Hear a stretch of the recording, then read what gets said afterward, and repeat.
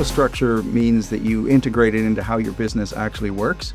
It understands your processes, decision points, and so then you own the workflow and you can create infrastructure and processes around it. Anytime that there is a handoff from one agent to another, that's a good time to check, because you just really augment that by putting in approval gates for people. Today we are demystifying the world of artificial intelligence by looking at it through a lens of architecture rather than hype. In 2026, the real competitive advantage for an SME isn't just using AI, it's owning the infrastructure and ensuring data sovereignty. If you don't know how to use AI, ask the AI for the outcome that you want, and it will help guide you in that direction.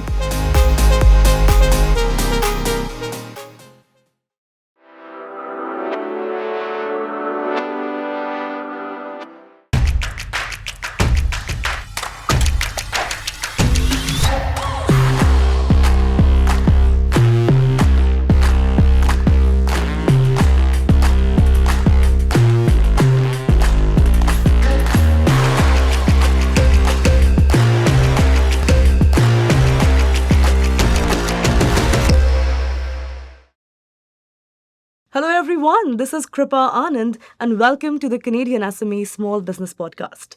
Today we are demystifying the world of artificial intelligence by looking at it through a lens of architecture rather than hype. In 2026, the real competitive advantage for an SME isn't just using AI, it's owning the infrastructure and ensuring data sovereignty. Joining us today is Clive Moore, the founder of Agency in a Box and the creator of GPT Studio.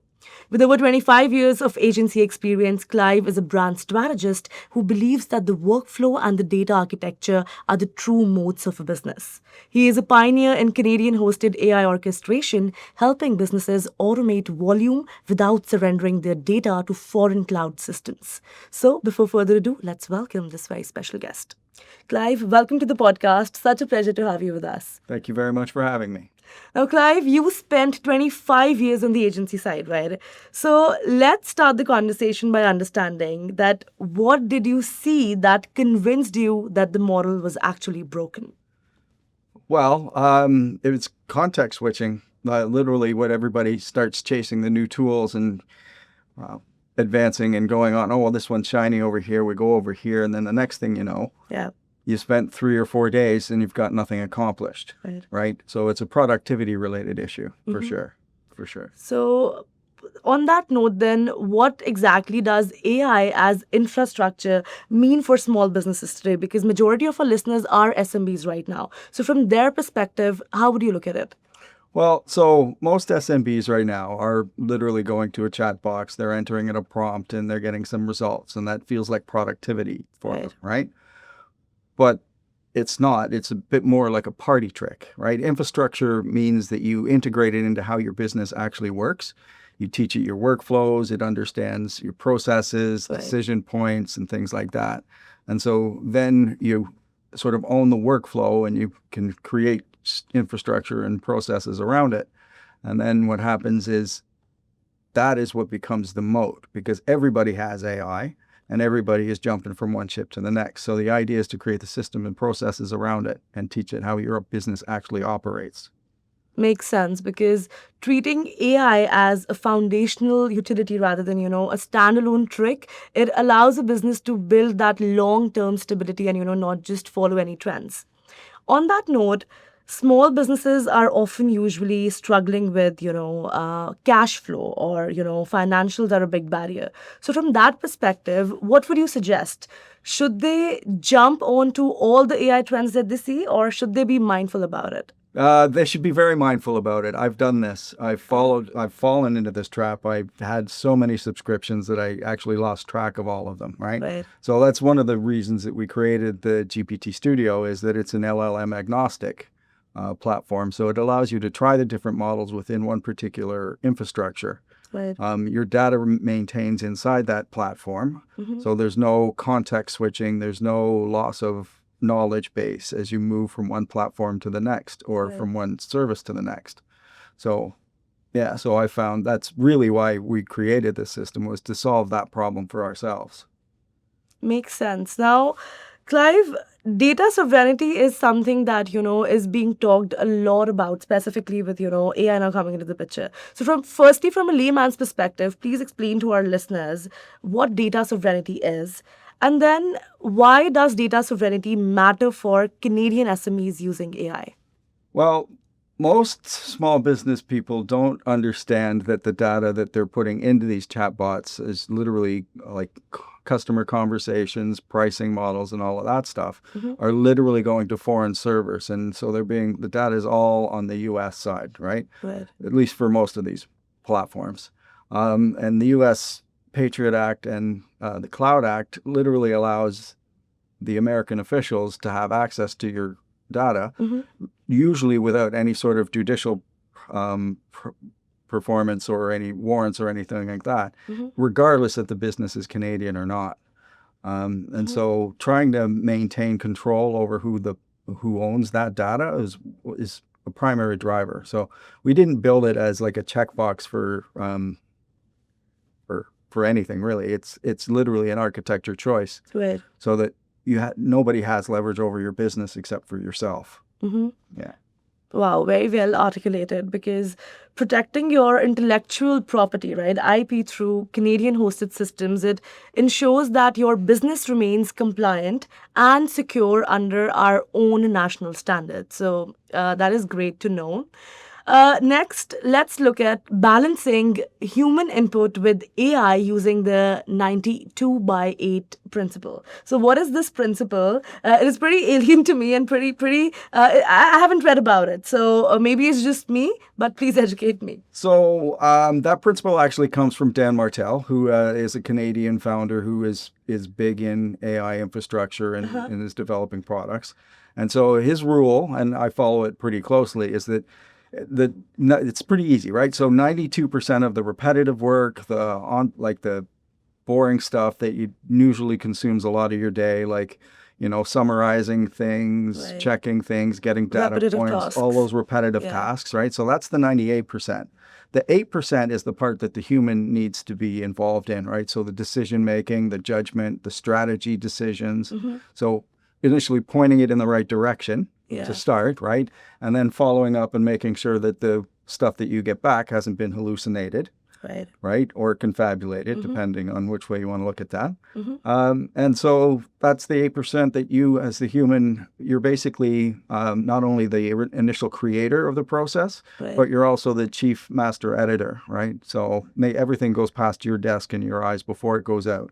And this stops you from making bad decisions and sending the client bad reports, conducting AI-based hires that create an HR nightmare once they get into the environment. So that stops all of that kind of thing from happening, which is quite prevalent, and stops you from building AI slop as well. Very interesting. So, usually in a workflow, where do you suggest they should integrate this rule? Like throughout the process, or is it like a weekly sit down that they should think about, if they're applying this rule, or in literally every decision? So, where do you fit this in the workflow?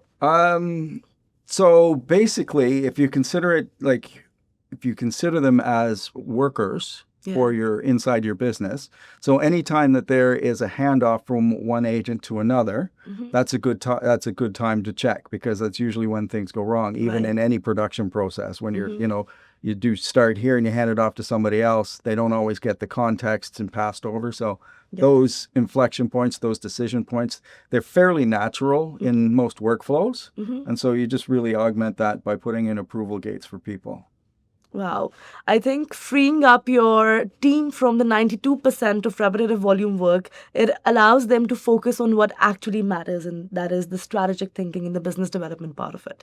That's amazing. To the agency owners and founders watching, in 2026, the model you use matters less than the moat you build around your data. Clive and team at the agency in a box have built GPT Studio specifically for those who need real automation without the privacy risks of foreign cloud systems. They are currently offering a 30-day free trial with full product access so you can test this infrastructure for yourself. If you're ready to go deeper, their founding partner program offers a 90-day engagement to build custom agents tailored to your business. Visit gptstudio.workilo.io to start your trial today. Don't just chase features, build a different kind of business on your own terms. We'll take a quick break right here, but don't go anywhere because we'll be right back with more insights from Clive Moore. Stay tuned.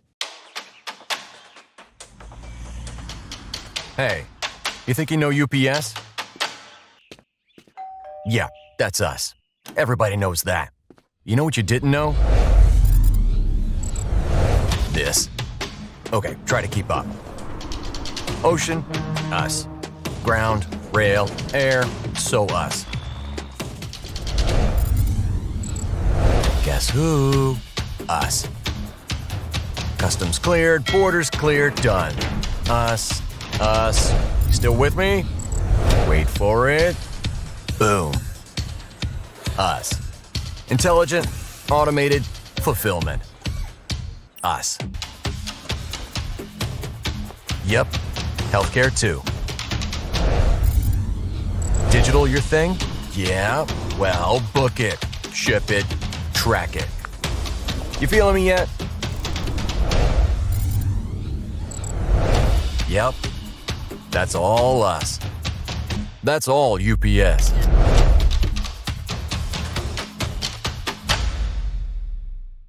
Welcome back to the Canadian SME Small Business Podcast. Let's continue the conversation and dive deeper into building smarter AI systems for long-term growth. Let's explore building long-term moats instead of, just chasing features, something that we touched upon in the beginning as well. So from your extensive experience, Clive, what is the biggest AI adoption mistake that you've seen people make out there?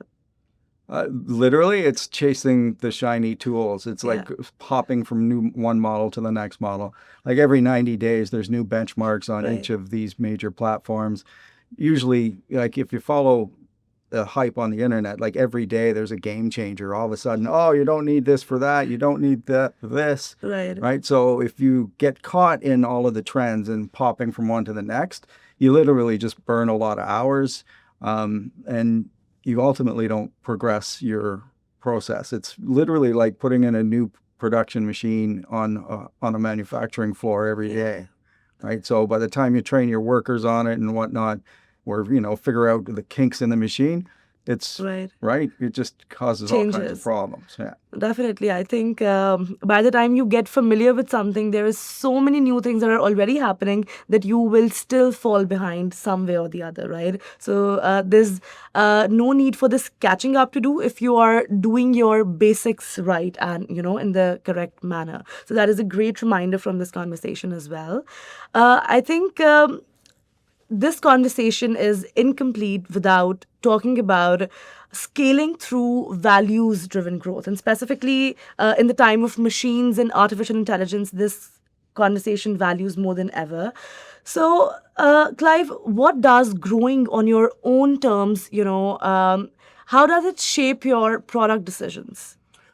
Well, most of these AI platforms are pretty much based on the same business model as social media, which is like engagement platforms where they make their profit off your intention on that particular platform and product, right? So they're always going to suggest to do something, try this, here's something else you might want to do. And 3 hours after you sat down, you're nowhere near the product that you wanted, but you've got all this other stuff done. Right, that you'll probably never touch again.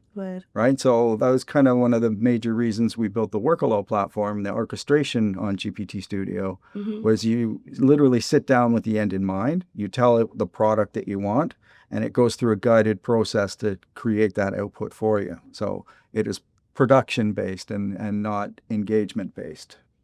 I think leading with a values-first architecture, it creates that level of brand trust that becomes its own form of competitive advantage, specifically in a crowded market. Did you always wanted to do this as, growing up? Is innovation and entrepreneurship something that came very naturally to you, or did you stumble upon this in your career?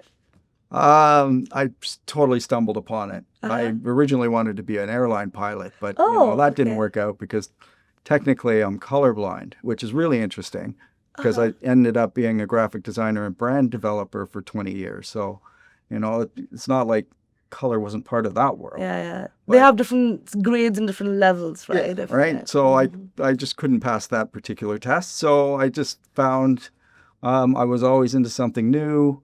I was always learning. I just was, I suppose, a perpetual learner and always pushing the envelope for myself. And entrepreneurship just kind of fell into be that fit. Mm-hmm. Yeah. And I had no idea I was going to get into AI development. Yeah. That's what I was thinking. No child grows up to think that I'll open a GPT Studio, right? Back then when AI was not even a thing. So very interesting to know that. Can you still buy a private jet, and fly that? Or would you not be able to do that? I could, so private, I could do private. You could, right? So become an entrepreneur and, get to that journey somehow. That's amazing. So what is the most, enjoyable thing that you find about entrepreneurship that now you realize, and something that, an earlier version of yourself might have, if knew better of it, would have made better decisions? I'm asking this from a perspective because a lot of our founders right now are early stage founders as well. So what advice would you like to give to them from that context? Believe in yourself, be kind to yourself for sure. There's numerous times where you're going to question your sanity. But ultimately, I think for me, it's always new. It's always exciting.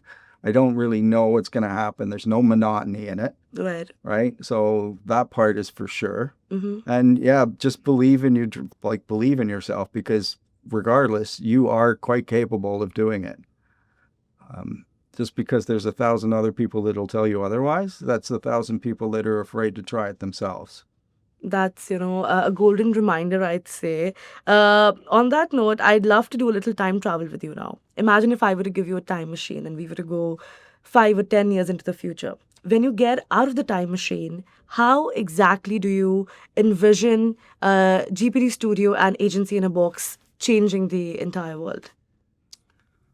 Oh, I think more people will have more time to spend with their family and doing the creative outlets and the things that make them feel alive, right? As opposed to the way that we've sort of got society structured, where people end up doing things that they hate just to make a paycheck, like literally. The robotic way, Yeah, I think that, to me, that's the thing, is just building it to empower humans to be better humans.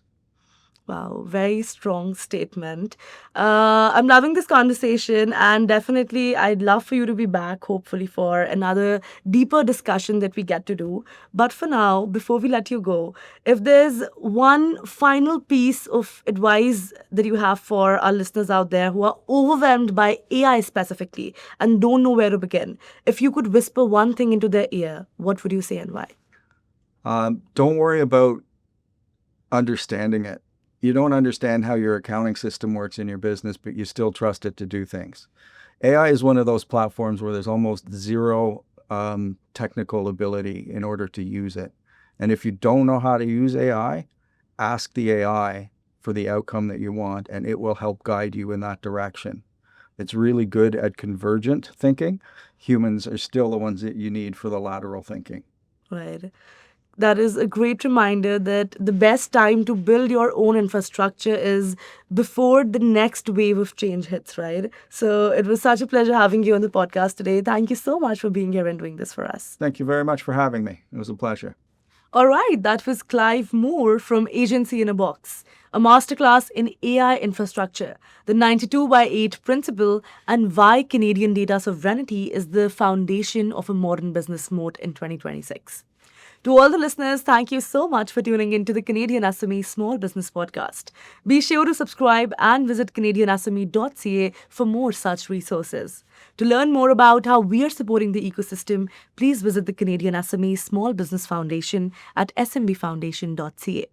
And lastly, a very special thank you to our partners, UPS and ADP, our HR partner, for their ongoing commitment to empowering small businesses across Canada. I'll see you all in the next episode. Kripa Anand signing off.